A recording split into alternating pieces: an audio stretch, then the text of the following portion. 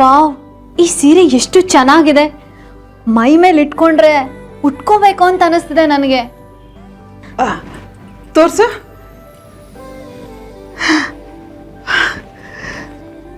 ಅನು, ಎಷ್ಟು ದುಬಾರಿ ಸೀರೆ ಇದು. ನಿನಗೆ ಫ್ರೀಯಾಗಿ ಕೊಟ್ಟಿದ್ದಾರಲ್ಲೇ. ಅವ್ರ ಮನೆತನ ದೊಡ್ಡದು ಬಿಡು. ಆರ್ಯ ಸರ್ಗಿಂತ ಒಂದು ಕೈ ಮೇಲೆ ಇವರು. ಅಮ್ಮ, ಅವರೆಷ್ಟು ಶಾಂತವಾಗಿದ್ರು ಗೊತ್ತಾ ಅಮ್ಮ. ಸಾಕ್ಷಾತ್ ದೇವಿ ಥರ. ಅವ್ರನ್ನ ನೋಡಿದ ಕೂಡಲೇ ಕೈ ಮುಗಿಬೇಕು ಅನ್ನೋಷ್ಟು ದೇವಿ ಕಳೆ. ಆದರೂ ನೀನು ಈ ಸೀರೆನ ತಗೊಂಡು ಬರಬಾರ್ದಾಗಿತ್ತು. ಅವರೇ ಒತ್ತಾಯ ಮಾಡಿದ್ರು ಅಪ್ಪ. ಅವ್ರು ಇದಕ್ಕಿಂತ ದೊಡ್ಡದಾಗಿ ಏನಾದ್ರು ಕೊಟ್ಬಿಡ್ತಾರೆ ಅನ್ನೋ ಯೋಚನೆಯಲ್ಲಿ ಇದನ್ನೇ ಇಸ್ಕೊಂಡು ಬಂದ್ಬಿಟ್ಟೆ. ದೇವಸ್ಥಾನಕ್ಕೆ ಈ ಸೀರೆನ ಏನಕ್ಕೆ ತಂದಿದ್ರು ಏನೋ, ಈಸ್ಕೋಬಾರ್ದಾಗಿತ್ತು ಅಂತ ಹೇಳ್ತಿದ್ದಾರೆ ಅಷ್ಟೇ ಬಂಗಾರ. ಅವ್ರ ಚಡಪಡಿಕೆನ ನೋಡಕ್ ಆಗ್ತಿರ್ಲಿಲ್ಲ ಅಮ್ಮ. ನೀನ್ ನನ್ನ ಜೊತೆ ಬಂದಿದ್ರೆ ನಿಂಗೆ ಅರ್ಥ ಆಗ್ತಿತ್ತು. ಅನು, ಫ್ರೀ ಏನಪ್ಪ? ಬಾ, ಬಟ್ಟೆ ಒಣಗಾಕ್ ಬರೋಣ. ನನ್ನ ಕೆಲಸದಿಂದ ಕಾಲ್ ಬರ್ತಾ ಇದೆ. ಕೊಡಿ ಚಿಕ್ಕಿ, ನಾನೇ ಹೋಗಿ ಒಣಗಾಕ್ತೀನಿ. ಪರವಾಗಿಲ್ಲ, ಬಾ, ನಾನು ಬರ್ತೀನಿ. ಬಂದೆ.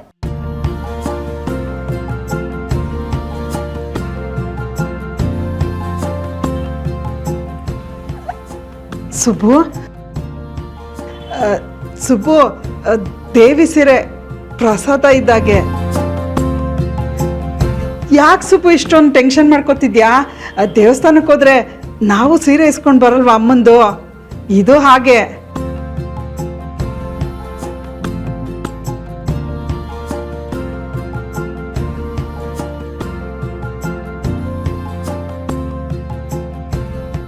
ಬಿಡೋನು, ನಾನು ಮಾಡ್ಕೋತೀನಿ. ಮತ್ಯಾಕೆ ಕರ್ದೆ ಚಿಕ್ಕಿ? ಆಫೀಸಿಗೆ ಲೇಟ್ ಆಯ್ತು ಅಂತಂದೆ. ಸುಳ್ಳು ಹೇಳಿದೆ. ಸುಳ್ಳ?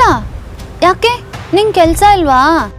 ಅದಲ್ಲ, ನಿಮ್ಮಮ್ಮನ ಹತ್ರ ನಿನ್ನ ಬಗ್ಗೆ ಸುಳ್ಳು ಹೇಳಿದೆ. ಮೀರಾ ಮೇಡಮ್ ಮನೇಲಿ ನೀನು ಇಡೀ ರಾತ್ರಿ ಇದ್ದು ಬಂದರು. ನಿಮ್ಮ ಅಪ್ಪ ಅಮ್ಮ ಯಾಕೆ ಪ್ರಶ್ನೆ ಮಾಡಲಿಲ್ಲ ಗೊತ್ತಾ?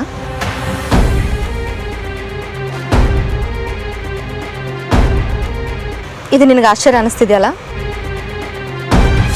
ಮೀರಾ ಮೇಡಮ್ ಮನೇಲಿ ಆರ್ಯ ಸರ್ ಇದ್ರು ಅನ್ನೋ ಒಂದೇ ಒಂದು ಕಾರಣಕ್ಕೆ ನೀನಲ್ಲಿರೋ ಪ್ಲ್ಯಾನ್ ಮಾಡಿದೆ.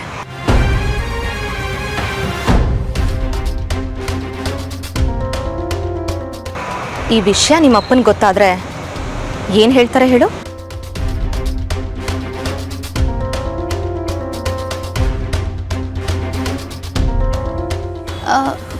ಚಿಕ್ಕಿ, ನಾನು ಮೀರಾ ಮ್ಯಾಮ್ನ ಮಾತಾಡ್ಸೋಣ ಅಂತ.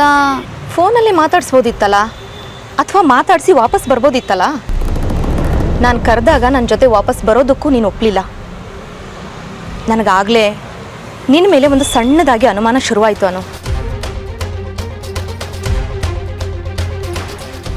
ಆರ್ಯ ಸರ್ ಬಗ್ಗೆ ನಿನ್ನ ಅಭಿಪ್ರಾಯ ಏನು? ಅವ್ರು ನಿನಗೆ ಬರೀ ಬಾಸ್ ಅಂತ ನನಗನ್ನಿಸ್ತಿಲ್ಲ. ಅನು,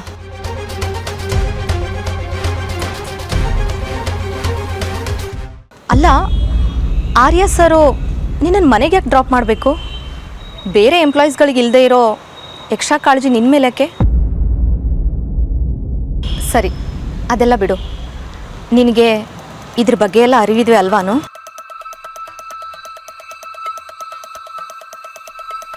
ನೀನು ಇದನ್ನೆಲ್ಲ ಸೀರಿಯಸ್ ಆಗಿ ತಗೋ ಹುಡುಗಿ ಅಲ್ಲ ಅಂತ ನನಗೆ ಗೊತ್ತು.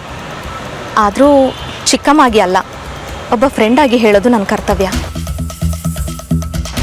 ಒಬ್ಬ ಹೆಣ್ಣು ತಮ್ಮ ಬೆಡ್ರೂಮಲ್ಲಿ ಒಬ್ಬ ಗಂಡಿನ ಫೋಟೋ ಇಟ್ಕೊಂಡ್ರೆ ಅದಕ್ಕೆ ಏನಂತ ಹೇಳ್ತಾರೆ ಹೇಳು?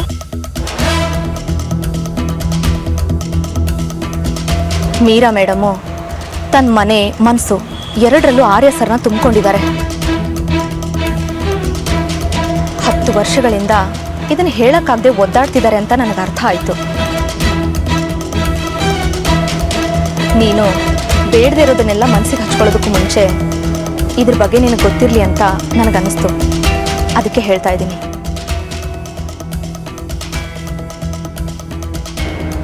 ಇವ್ರು ಯಾಕೆ ಅನು ತಲೆ ಕೆಡಿಸ್ತಿದ್ದಾರೆ? ಇವ್ರ ಮಾತೆಲ್ಲ ಕೇಳಬೇಡ ಅಂತ ಹೇಳಬೇಕು ಇವಳಿಗೆ. ನನಗೆ ಯಾಕೋ ಆರ್ಯ ಸರ್ಗೆ ಮೀರಾ ಮೇಡಮ್ ಸರಿಯಾದ ಜೋಡಿ ಅಂತ ಅನ್ನಿಸ್ತಾ ಇದೆ.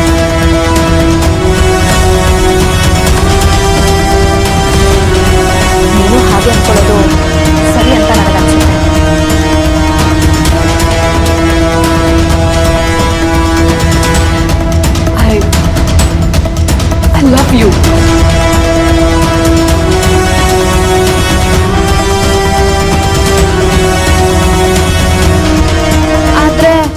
ಆರ್ಯ ಸರ್ ಮನಸ್ಸಲ್ಲಿ ಏನಿದೆ ಅಂತ ತಿಳ್ಕೊಳ್ದೆ ನಾವೇ ಒಂದನ್ನು ಬಯಸೋದು ತಪ್ಪಲ್ವಾ ಚಿಕ್ಕಿ? 10 ವರ್ಷದಿಂದ ಅವರಾಗೆ ಕಾಯ್ತಿದ್ದಾರೆ ನಿಜ, ಆದರೆ ಆರ್ಯ ಸರ್ ಅಭಿಪ್ರಾಯ ಏನು ಅಂತ ಕೇಳೇ ಇಲ್ವಲ್ಲ ಚಿಕ್ಕಿ. ನನಗೆ ಮೀರಾ ಮ್ಯಾಮ್ ಮೇಲೆ ಅನುಕಂಪ ಇಲ್ಲ ಅಂತಲ್ಲ, ಇದೆ. ಅವ್ರು ನನ್ನ ಬಾಸ್, ಅಂದರೆ ಬಾಸ್ ಆಗಿದ್ದವರು. ಅವ್ರ ಮೇಲೆ ಗೌರವನೂ ಇದೆ, ಕನ್ಸನೂ ಇದೆ. ನೀನು ಅಷ್ಟೇ ಅಲ್ವಾ? ನನ್ನ ಮೇಲಿರೋ ಕನ್ಸನ್ಗೆ ಇದನ್ನೆಲ್ಲ ಹೇಳ್ತಿದ್ಯಾ ಅಂತ ನಾನು ಅನ್ಕೋತಿದ್ದೀನಿ. ಇದು ಬಿಟ್ಟು ಬೇರೆ ಯಾವ ಉದ್ದೇಶನೂ ಇಲ್ಲ ಅಲ್ವಾ?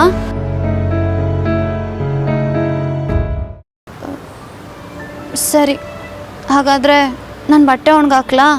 ಬೇಡ, ನಾನು ಹಾಕ್ತೀನಿ.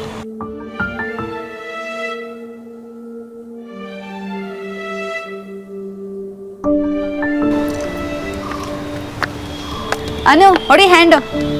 ಯಾಕೆ? ಹೇಳ್ತೀನಿ ನೋಡಿಯೇ.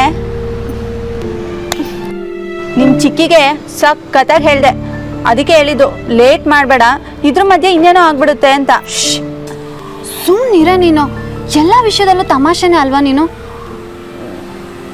ನಾನು ಚಿಕ್ಕಿ ಹತ್ರ ಮಾತಾಡೋದೇನೋ ಮಾತಾಡ್ಬಿಟ್ಟೆ, ಆದರೆ ನಾನು ನಿಜವಾಗ್ಲೂ ಹೀಗೆ ಇದ್ದೀನ ನಂಗೊಂದು ಗೊತ್ತಾಗ್ತಿಲ್ಲ ಕಣೆ.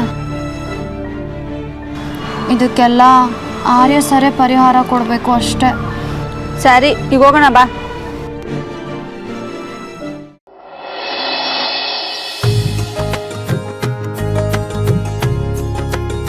ಅಮ್ಮೋರೆ, ಇನ್ನು ಮುಂದೆ ನೀವು ಹೊರಗಡೆ ಹೋಗ್ಬೇಕಾದ್ರೆ ಜೊತೆಲಿ ನಾನು ಬರ್ತೀನಿ. ಆರ್ಯ ಸಿಟ್ಟು ಮಾಡ್ಕೊಂಡ ಅಂತ ಭಯ ಆಯ್ತಾ?